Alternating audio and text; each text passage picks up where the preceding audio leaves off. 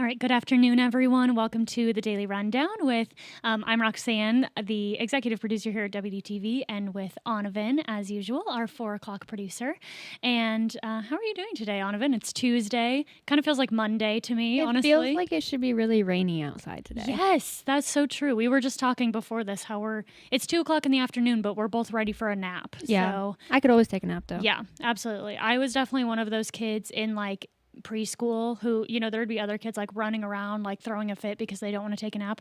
That was not me, you guys. I was always ready to take a nap. Roxanne, on Saturday, I slept for almost 12 hours. That sounds amazing. Honestly, it really I felt does. so refreshed. I mean, like, and then I got a full night's sleep, too. I wish I could sleep for 12 hours every single day. It was nice. I wish that we had built-in naps in our normal day. That's what I was saying in the newsroom. Right. I was like, why don't we get naps? Exactly. Like little kids do. Like, I want to be 7 years old again, required to take a nap as part of my day. I think everyone would feel much better after that. I think so, too. So, but we're not taking a nap, guys. We're here to give you an update about what's going on at WDTV. So maybe we'll take a nap, after we're done here. But before we get into our headlines today, guys, I just want to talk about our streaming schedule here. So obviously, if you're watching us on WDTV Plus, you know that we're here. But here's a couple of other things that you can catch if you're not familiar with our streaming schedule. So if you're looking on your screen now, you can see Monday, Wednesday, Friday, and then Tuesday, Thursday.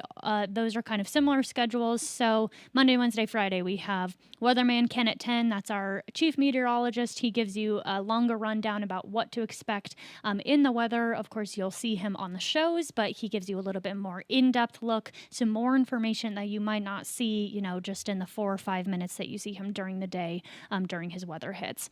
Aging Untold, that's going to give you it's our show from our Gray Media, which is our national parent station, who they have produced this whole show, and it explores the realities of aging in America. So that's playing at 12:30. That's Monday through Friday.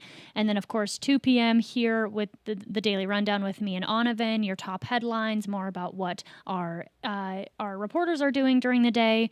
We also have at 3 o'clock Investigate TV Plus. So that's going to be some more in-depth investigative journalism that looks into consumer news, health, and systemic issues. And then Monday, Wednesday, Friday, the 5 Sports Show with our sports anchors, Cam and Zach, and they talk about WVU stuff. So like WVU football has, kicked off. So they're talking a lot about that. High school sports, of course. So you can catch them there Monday, Wednesday, Friday at 6:30, and they'll have, highlights, more information about what's going on in the sports field, a little bit more casual conversation about, their opinions about stuff like that. But yeah, that's our streaming schedule for the week so far. And we're hoping to add more later. But that's what we're starting off with now. So if you guys are enjoying, the extra content here, then make sure to tune in on those other times as well. But let's get in now to our top headlines. So we've been keeping you guys updated with the Joseph Navarro case, and again, we've been kind of doing a rundown every day, but he was accused of killing Kimberly Osborne in 2024. So yesterday was day 5 of his trial, and the court was shown body cam footage of a domestic disturbance between Osborne and Navarro back in 2022. So that was about 3 years before Osborne was found dead.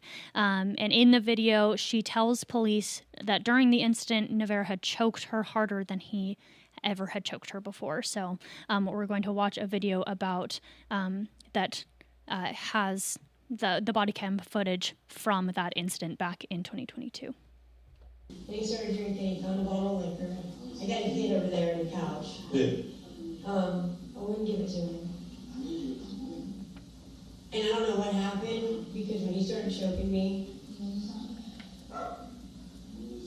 it sounded, in my mind, it sounded like I was talking gibberish. Like I couldn't make it out. Like I really think, because when I came to, he was shaking. I mean, he sat on top of me. Come on, bud. Yeah, I don't know if it's marks because it happened a few hours ago, but he sat on top of me, and he choked me harder than he's ever choked me before. So again, that was back in 2022 when police were called to a domestic incident between Navarra and Osborne. And today we're back in court. Carrington, our reporter who's been covering this story, says that both sides have finished closing arguments just this morning, and then the jury went out for lunch. So we haven't had many updates since then, but I can only assume that this trial won't go on for much longer since closing arguments have already been made. So again, Carrington will be back here and we'll have more for us on the 5 p.m. show tonight. And of course, we'll update our on the web and on Facebook when we have more information about, the decisions that are made in court today. Moving on now, though, we have a settlement that was just reached. So this was announced by Attorney General J.B. McCuskey. He has announced that $11 million settlement with Roblox. And the investigation found that Roblox's safety design allowed child users to be exposed to sexual predators, grooming, and sexual and violent content. Anavan, if you want to tell us a little bit more about what, under the settlement, Roblox must do after they've reached this agreement. Yeah, so under the settlement, Roblox must verify the age of all users before granting chat access. This can reduce the grooming risk and limit adult to minor contact. They also must block all chat until age verification is complete. This eliminates anonymous accounts that predators use to target children. They are also have to restrict adults from contacting users under 16, except through verified trusted friends, cutting off unsolicited adult-to-minor contact. They have to alert minors the first time they enter a private chat so children know how to communicate safely.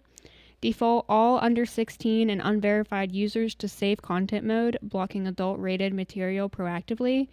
And they have dedicated a West Virginia-based internet safety specialist to coordinate directly with state law enforcement and conduct ongoing trainings.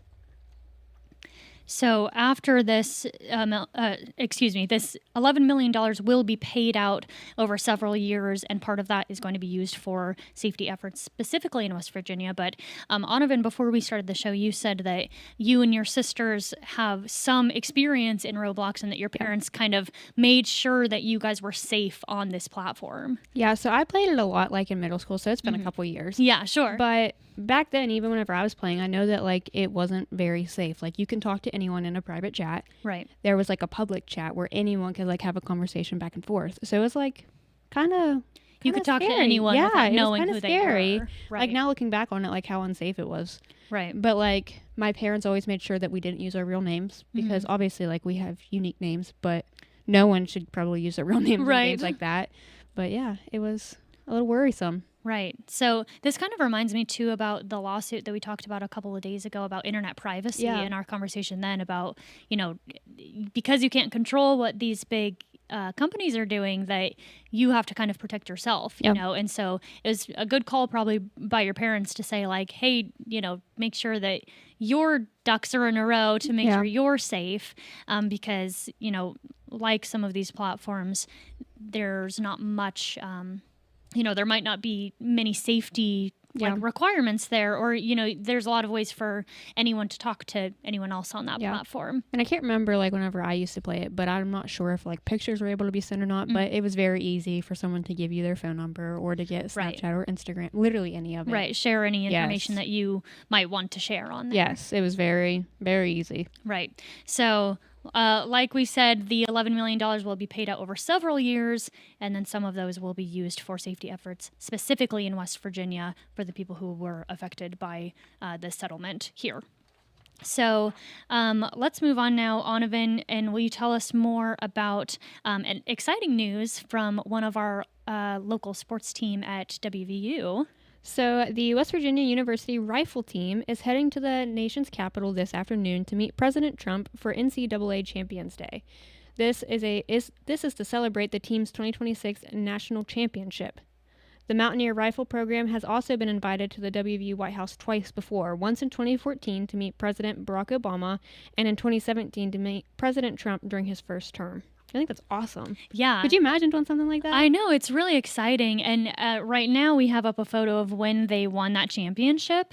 And I do think, I'm not super familiar with the rifle team, but I think it's one of the best teams in the state. Like, you know what I mean? Like, yeah, I'm not familiar with it either, if I'm going to be completely honest with you, but Yeah. I feel like it's definitely not easy. I wish we had Cam and Zach on here I right now, because know. I'm sure, like, we don't cover a lot of, I don't know if unusual is the word, but it's not like football or Yeah. baseball where you have a lot of coverage of those kinds of sports. It's a very like niche Yeah. sport that not a lot of people maybe experience or like see or are participating in, but it's a very like specific skill Yeah. set, I feel like, that might be difficult to like master down. And so it's really cool that one of our local teams is able to like go to that level Yeah. to be a national It's champion. crazy. Yeah, and then to meet the president, which I don't know, I feel like not many once, people, but right, three times. Yes, 2 separate presidents 3 times, like that's super Yeah. impressive. So hopefully, they'll be posting about that, and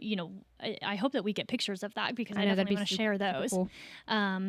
But let's turn back now to what our reporters are working on today. So Alex is actually going to be meeting with someone. So Anavan, will you tell us more about who he will be talking to? Yeah, so later? Alex is going to be talking to Secretary of State Chris Warner about how today is the last day to register to vote. We showed you how to register online, so this is technically the last call. And it's exciting to have, it's like really exciting to have all these officials come to the station. Yeah. Because how many has he had now? So I feel like every so often we get, Governor Patrick Morrissey has been on, Yeah. or Senator Jim Justice when he was still the governor, like he stopped by a couple times. Chris Warner has stopped by a couple times. Yes. So it's really exciting because, especially for someone like, I don't know as much about your background, but like I didn't come from a news background, and I don't think you did either. And so it's exciting, which I think like other people in news probably think it's pretty normal, to like meet these officials. But it's crazy because it's like these are like big public figures Right. almost. So like I can shake the governor's hand just Yeah. because he's like at the station, which feels like not many people get to experience. no, like my family won't get to do that. Right. So it's cool to be able to go home and be like, guess who I met today? Right. Yes. Or guess who I was just even nearby today. Right, absolutely. So, and Alex, of course, is really into like West Virginia politics. He did a lot of our legislature coverage this past season. So I'm sure he's met a lot of like officials Yeah. in the state. But it's always cool to have them come down, talk to us in the studio, get a more personalized experience, I guess, than just like one sentence that they get Yeah. the rest of the press. So, and to get you guys, of course, more information, more exclusive coverage of, even if it is just, register to vote. Yeah. We always love to have the officials come down and Yeah. hear it from them personally. And don't forget, if you want to register to vote, you can go to govotewv.com. That's right. Or you can go to your, county clerk's Right. Yes. clerk's court before they close today. Yes. So by the time that Secretary of State Chris Warner is here, it'll be maybe too late Yes. for you to register in person, but you can still do it online for the rest of the day, and then of course in person until those Yeah. offices close. Roughly about 4:30, just Yeah. depends. So, yeah, make sure to keep a lookout for that. Again, we'll have more information there for you tonight, and then we're excited to see Secretary of State Chris Warner here when he comes on the show later tonight. Yes. So moving on now to what our evening reporter Nick is doing this evening. So some of you may be familiar with the Worthington sewer issues that have been going on throughout the last couple of years. So let me show you a couple of videos now. So this is from our past coverage of the Worthington sewer crisis. So these are from local residents, some of their pictures of when the situation has been going on. So we've been covering this since May of 2024, and there's been a lot of previous coverage about, people in the community being concerned about this. So tonight, the town of Worthington is having a virtual meeting. Part of the agenda includes discussion of sewer service rates. So this year, Worthington has also received a $2 million grant for sewage system repairs related to these issues. So tonight we'll see, how this discussion influences the sewer issues in Worthington, which have been ongoing. Again, we've been covering it since 2024. I believe it has been an issue since, before we first covered it. So it's been an ongoing issue over the last couple of years.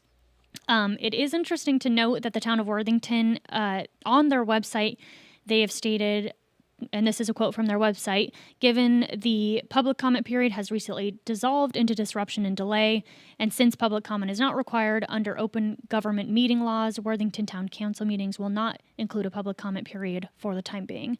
So what this means basically is that residents who listen in on this meeting will not have the opportunity to comment on not only this issue, but anything else that is discussed in the meeting. So we're not sure if Nick will have an opportunity to ask questions or get more information from, the council members tonight, but he will be listening in, asking questions if he can to determine if this means a rate increase, what that means for the town, if that's going to help the ongoing sewer issues, and he'll have more for us tonight at 10 and 11 with more information about that.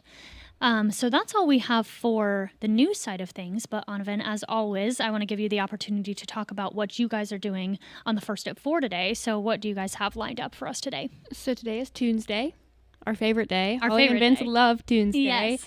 But we have like a little special twist on it today. It's not your typical Tuesday. I don't want to give too much away because Okay. Holly and Vince might not be happy with I'm me, kind of but- nervous about what that means. No, it's really exciting. Okay, good. Really exciting. Sometimes with Holly and Vince, I feel like you don't know if it's like, should I be excited about this or nervous about this? Be excited. Okay. I will be excited because you told me to Yes. be excited. So Be very excited. I'm excited. And then I also thought it might be funny to mention how I am never on Word on the Street on Tuesdays. I don't know if you picked up on that, Yeah. or if anyone. I don't know anything about music. So if you guys are not familiar with this segment, we do a word on the street every day. Yes. And it's basically like, what's something that people are talking about? Or today it's about Prince and Michael Jackson, Yes. right? Because it's the 10-year anniversary of Prince's death. Yes. And so, our word on the street is about that. And usually Holly and Vince will talk to Anavan or Evan, who's our Yes. meteorologist, to just have a discussion about like what they think about the topic. And Anavan is never on Tuesdays because she doesn't know anything about Even like- celebrities for that matter. Like, I Yeah. couldn't tell you the name of my favorite song, my favorite act. Like, I can't tell you the names of these people. And See, I can't even blame you because I feel like I'm in a similar boat. Yes. Like specifically for like my kind of thing is like movies and TV shows. I like I don't consume that content usually a lot of the mine's time. anything and everything. I think that's just a fun little fact about Except for me. how to make beaver nuggets, which again How she to did cook. yesterday. Yeah, how to cook. So you can say like, oh, here's how you mince a tomato, but Yeah. you can't like I name can't a tell you who celeb- that is. I just think that's really funny because I didn't know if anyone else had noticed the pattern in the newsroom. I But- mean, I support you, so because I love to be up there with them, but Right. if I can't even like go along with, I'm like, what do I even say?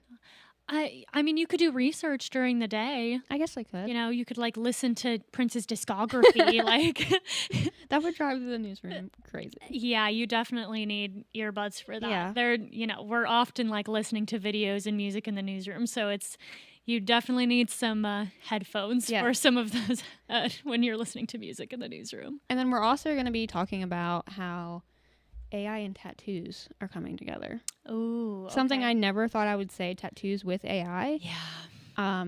But yeah, they're somehow merging together. So I'm excited to learn more. What's your opinion about this? Just like you don't have to go in depth because like we both have some tattoos. Yeah. So I don't know. Do you have like a gut opinion about that?